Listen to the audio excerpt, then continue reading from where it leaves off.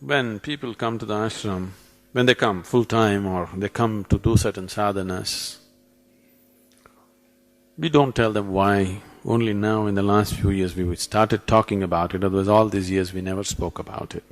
Somebody comes, I always give them a copper ring to wear. They cannot remove it, must always be there on their finger, on their left hand, ring finger. Why this is, when they do very intense sadhanas, you know what's a samadhi? Samadhi means sama and di. Sama means equanimous, di means buddhi, equanimous state of intellect. When intellect becomes equanimous, there is no duality. When there is no duality, when you don't know which is me and which is you, now your life energies do not know where to be, so they may go anywhere. So the point of contact with the body becomes less and less. It can be brought down to a point where your point of contact with the body is just one-pointed.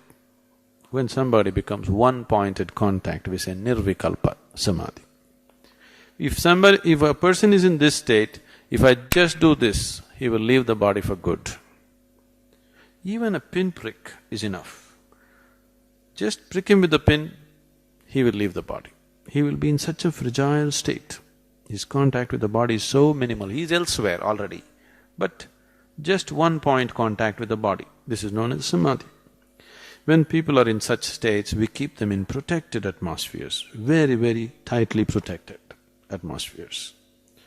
Nobody is allowed to go there except a few people who are prepared for such situations.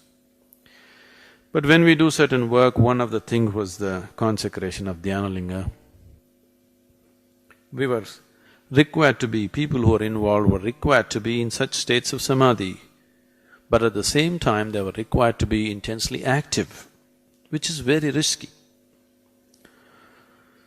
People can very easily leave the body. One moment of unawareness, they can leave the body and they may not be sometimes able to regain the body. So certain precautions were taken, everything was done, but when it was coming to a close, certain situations happened which we had to face in so many ways. And I had always set my life in such a way, once the lingam consecration is over, I will leave. I had planned my life that way, everything was settled that way, all preparations were made for me to leave. But because of certain situations, certain changes that happened in the situation, we made efforts to recover the body. In the process of consecrating the lingam, I used my body and my energy so blatantly. Those who have seen me before, or if you see my pictures, you will see in just about 8 to 9 months, I aged almost 25 to 30 years. You will see my pictures. In 8 months' time, I have aged almost 25-30 years. Because we used the system so blatantly. Because I never planned to live beyond that, I had my body completely ruined by the time I finished the consecration. You should see my medical reports, my blood work and other CAT scans and other things.